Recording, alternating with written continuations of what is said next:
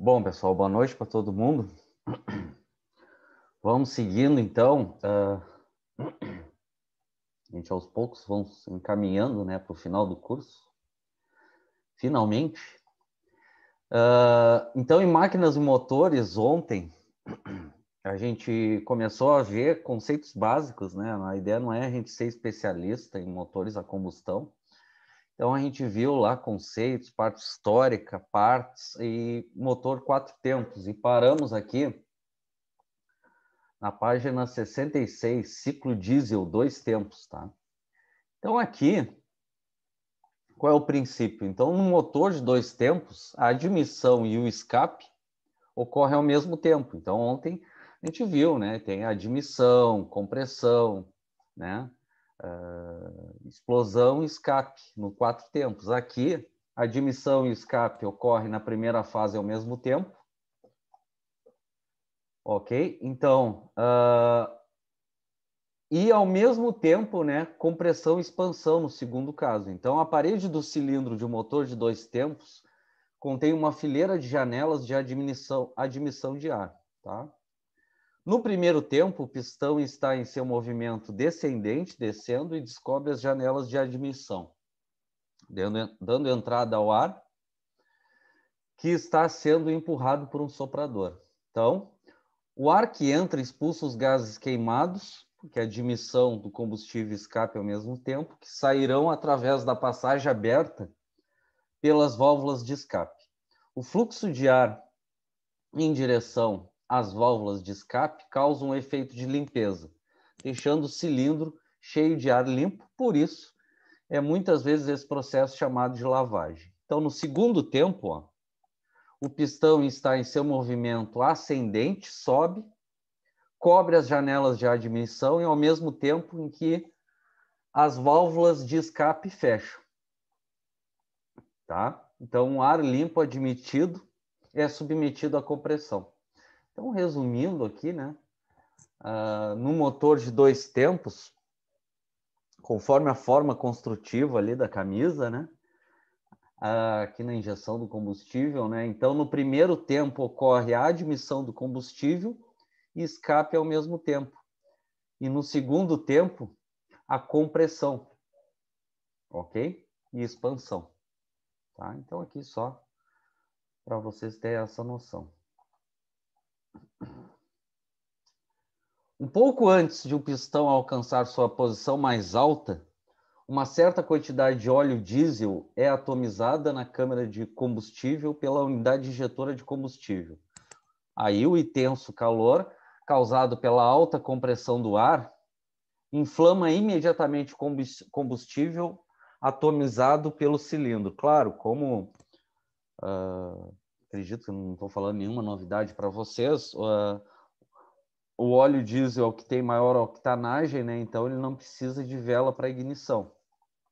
Na própria compressão ocorre a explosão. A pressão resultante força o pistão para baixo no curso de expansão. As válvulas de escape vão se abrir quando o pistão estiver na metade do curso descendente, permitindo que os gases queimados saiam pelo coletor do escapamento. Quando o pistão, em seu curso descendente, descendo, descobre as janelas de admissão, o cilindro é novamente lavado pelo ar limpo e o cilindro completo de combustão é concluído em cada cilindro durante cada volta do virabrequim. Aí ontem a gente viu as partes básicas, né? Ou, em outras palavras, no segundo tempo. Ok? Então, aqui só um resumo, né, do que seria um motor de 2 tempos, tá? Seguindo aqui na página 67, fala aqui, ó, a coordenação dos cilindros, né, tem que estar sincronizado, né? Os motores, aqui fala muito tratores, né, enfim. Em geral tem 4 ou 6 cilindros, mas vamos generalizar, né? Para um funcionamento uniforme e equilibrado do motor. Os movimentos dos pistões são alternados. No motor de 4 cilindros, o virabrequim tem a forma tal que os pistões 1 e 4 move-se em um sentido, e o 2 e o 3 em sentido inverso, né, contrário. como está indicado aqui no desenho abaixo. Considerando-se um motor de 4 tempos, mais comum, as diversas fases do ciclo em cada cilindro estão mostradas aqui na figura, né? Então, vai falando aqui, ó. Primeira rotação aqui, ó. Fala para cada um dos cilindros, ó. Admissão, escape, trabalho, compressão, e vai seguindo aqui para cada cilindro. Então, resumindo aqui, para a gente falar de uma forma mais simples, né? Em cada volta, por exemplo, no início, o pistão 1 e o 4 estão na mesma posição, e o 2 e o 3, aqui os centrais, estão em sentido inverso. Aí, à medida que vai girando 180 graus, eles vão alternando a posição. Ok? Aí vai seguindo as quatro fases, né, do motor de 4 estágios: admissão, escape, trabalho e compressão. Ok? Aqui, só para a gente ter uma noção, tipos de injeção, né? Em relação à câmara, da câmara do combustível, os motores diesel dividem-se nos seguintes tipos: injeção direta. O combustível é injetado diretamente na câmara de combustão. Tá? Aí aqui, injetando direto na câmara de combustão. Injeção indireta. Durante o curso de compressão, o ar penetra em movimentos rotativos na câmara de turbulência, onde se dá a queima no motor na maior parte do combustível, injetado no final do curso de compressão. Então, a pressão dos gases do combustível aumenta aos poucos, né? Então, aqui injeção indireta, né? Não diretamente na câmara, para ir com a injeção do ar e injetando combustível aos poucos. Então, aqui só demonstrando, né, a parte diesel de injeção direta e injeção indireta. Tranquilo? Qualquer coisa me interrompa. Ei, Alex, Eu. será que o que muda muito nesses dois é, digamos que assim, o consumo ou a explosão também? Muda bastante, na indireta e direta. Olha, eu não sou especialista nisso aqui, mas eu acredito que ela influencia na potência, né, e no consumo. Sim. Aí eu acredito, Acabou nos dois. eu acredito que a indireta é de maior rendimento, vamos dizer assim. Uhum, Ok? ok. Aqui só, a gente não tem sentido em todas as disciplinas que vocês tiveram comigo, né? Eu só fazia cálculos com vocês da parte assim que poderia ser mais usual, tá? Dependendo da área que vocês estão trabalhar, né? Então aqui é só uma noção, né? Que da onde surge o tal da cilindrada, né? Então o que é a cilindrada? É o volume deslocado pelo pistão no ponto morto superior, ó, a parte superior, que chama PMS, até o ponto morto inferior. Então, entre o curso máximo superior, ele chama de PMS, e o inferior, PMI. Multiplicado pelo número de cilindros, né, do motor. Então, aqui, por exemplo, ó, fala aqui, ó, em cilindrada. Aí, no caso aqui, expressa em centímetros cúbicos, litros, polegada ao cubo. Isso aqui é volume, né? Seria π vezes o diâmetro do pistão, aí depende se é em centímetro ou polegada, vezes o curso do pistão. Qual é o curso do pistão? Aqui é esse H, né? É entre o PMS superior e o PMI inferior, vezes o número de cilindros. Ok? Então, aqui, só para vocês terem uma noção de onde que surge a cilindrada. Porque hoje em dia, né, é muito raro, né, um técnico ou até um engenheiro mecânico se envolver em projetos de carro, né, principalmente aqui no Brasil, né. Se tu, de repente, é muito raro, né? Pega aí uma Ford, enfim, qualquer fabricante, é mais nas matrizes e meia dúzia de engenheiro e técnico e acabou, né? Mas não tem sentido a gente calcular, tá? Só para vocês terem uma ideia aqui, da onde que surge, né, o valor da cilindrada, né? Então, a medida, ó, aqui, ó, uma curiosidade aqui dividido por 4, né? À medida que tu aumenta o diâmetro do cilindro, aumenta o curso, aumenta o número de cilindros, tu está aumentando a cilindrada. Só para vocês terem noção, em função da fórmula aqui. Claro, não tem sentido a gente ser os inventores, né, do equipamento, mas curiosidade. Tu aumenta o diâmetro, tu aumenta, entre aspas, né, a potência, aumenta o curso, aumenta a potência, a cilindrada e o número de cilindros.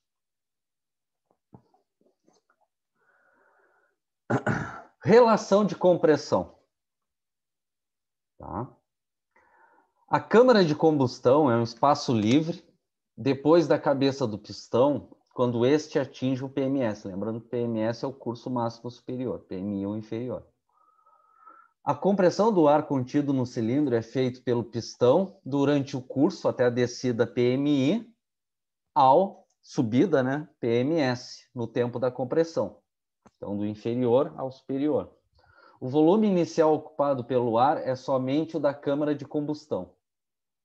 Então, aqui, para a gente ter uma noção, né, a relação ou taxa de compressão é a relação entre o volume inicial e o volume final. Tá? Então, aqui dá uma relação, vamos falar de uma forma simples, né, da octanagem dos combustíveis, né?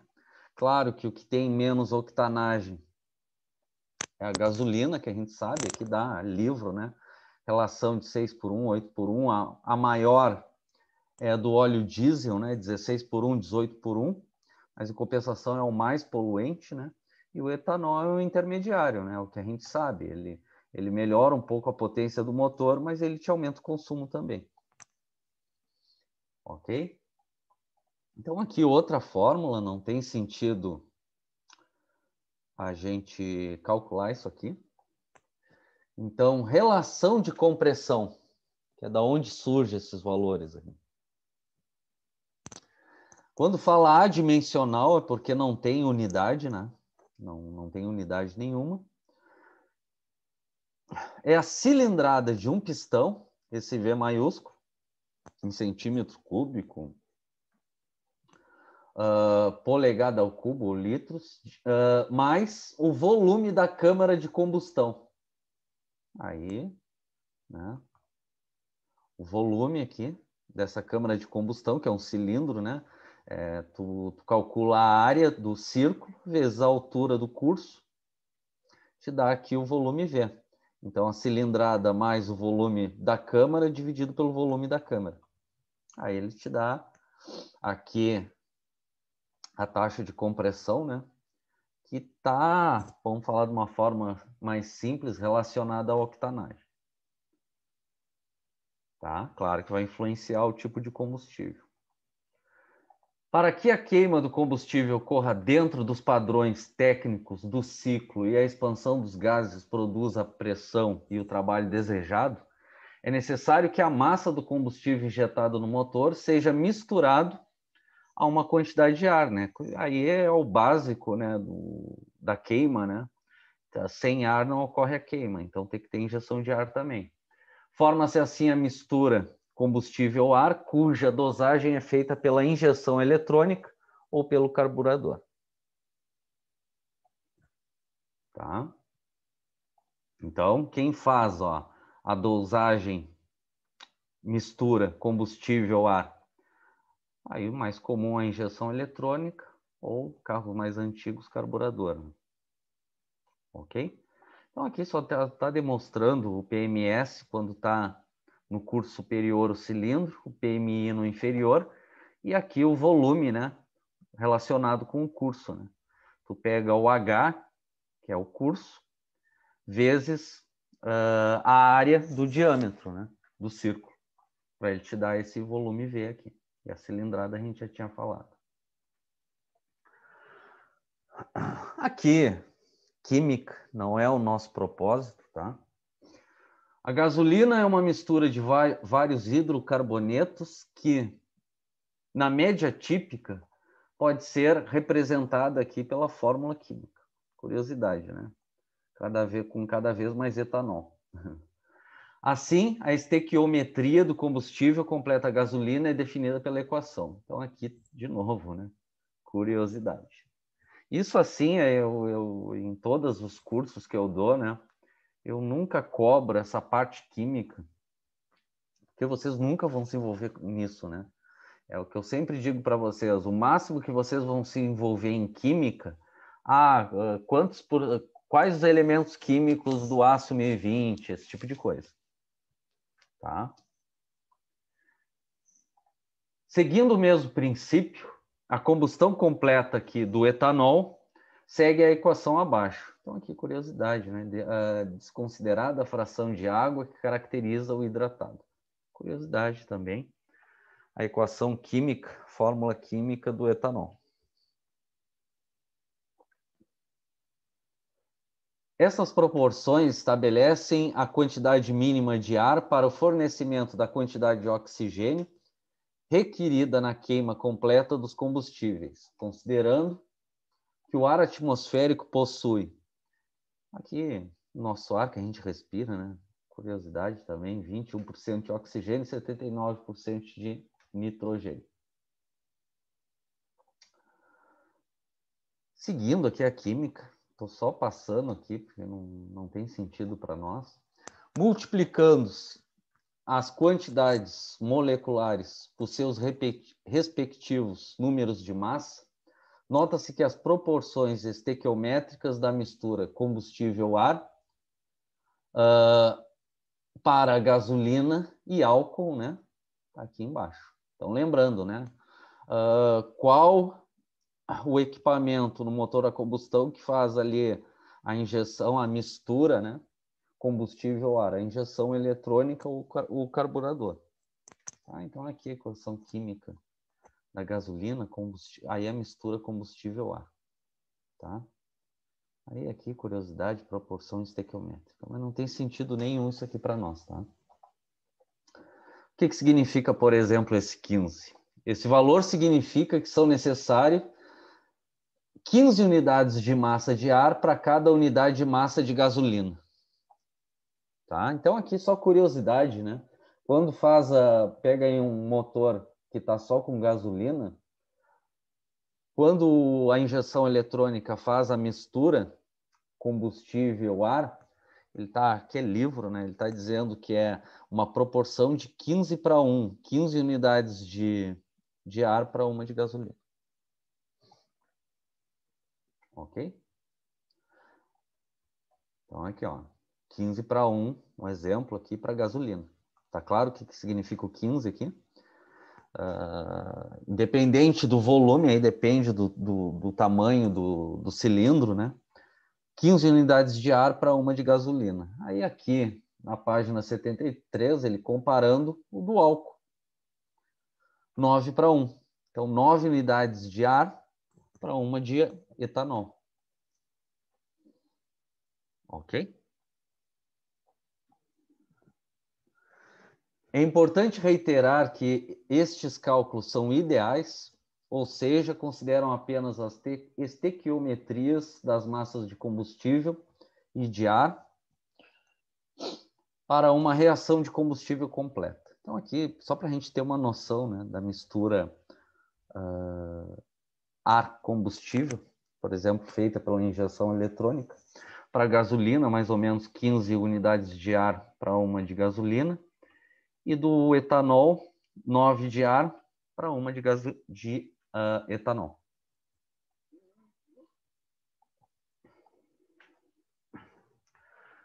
Normalmente, os veículos trabalham com a chamada mistura econômica, que admite um excesso de ar para aumentar a eficiência da combustão. Tá? Então, resumindo, claro que não é só isso, né? O que aumenta a potência do motor em relação só ao combustível? Bom, primeiro a octanagem, né? O de menor potência gasolina, o etanol tem um pouco mais de potência comparado com a gasolina, e o de maior octanagem, o diesel. Ao mesmo tempo, no projeto do motor, quanto mais ar injetar na mistura, aumenta a potência, né? Ao contrário do que a gente pensa. Não é aumentando o combustível, é aumentando a injeção de ar. Dentro do limite, é claro, né? Além disso, a combustão do motor é incompleta. As reações de oxidação que deveriam combinar oxigênio e carbono, gerando dióxido de carbono, né? Daí que sai o poluente no escape, né? Não se completam, resultando na formação do monóxido de carbono, que é o que sai do escape, CO, poluente tóxico. Ok? Então, qual o gás que sai no escape? Monóxido de carbono, pela mistura combustível-ar. Aqui falando um pouquinho do torque, acredito que não é nenhuma novidade, claro, é em função do motor, né?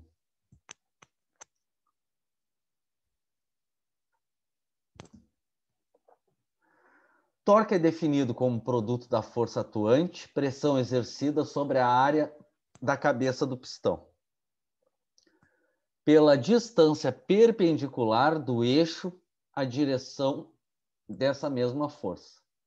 Então, aqui, torque é força vezes distância. Essa força é influenciada, se a gente pensar de uma forma simples, se a gente voltar em pneumática e hidráulica, né, em relação aos cilindros, como tu aumenta a força? Aumentando o diâmetro, né? Então, na parte de motores a combustão, um dos fatores que aumenta o torque é aumentando o diâmetro da camisa. Então, aqui T, na página 74, torque expresso quilograma-força metro, sistema métrico, kpm na DIN, e o mais comum dos torquímetros, né? Porque tem partes, né, de equipamentos que tem que ser apertados os parafusos com torquímetro. Então, geralmente, os torquímetros é no sistema SI em Newton-metro. Aí, força, né? Como vocês aprenderam no decorrer do curso, tem kgf, Newton, libra-força no sistema inglês, aí depende, né? E D, a distância perpendicular entre o eixo e a direção da força em metros ou em pé. Então, quando ele diz a direção perpendicular entre o eixo, é o centro do virabrequim em relação ali à ponta. Aqui, ó. A ponta aqui, ó, onde ocorre a explosão do pistão. Ok?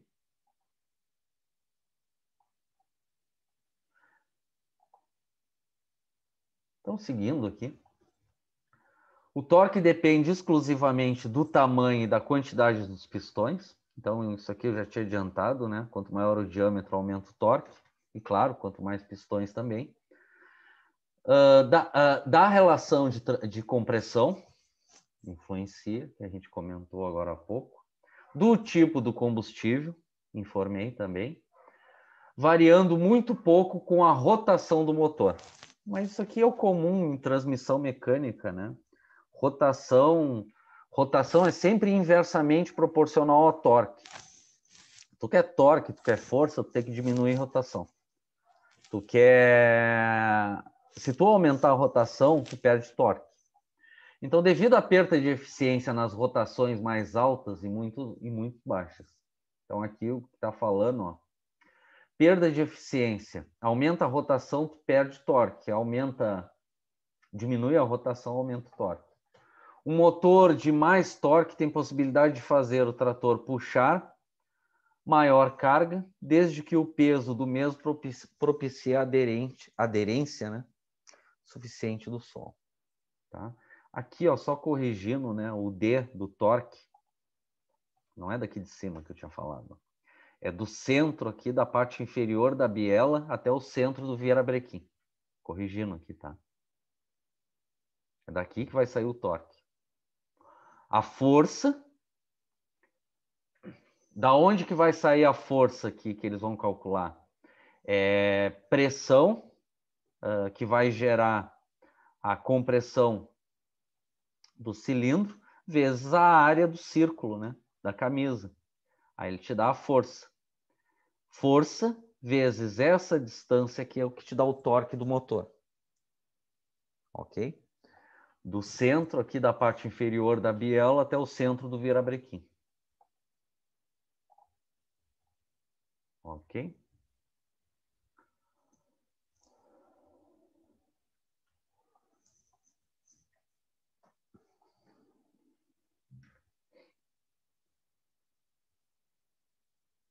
Então, aqui, ó.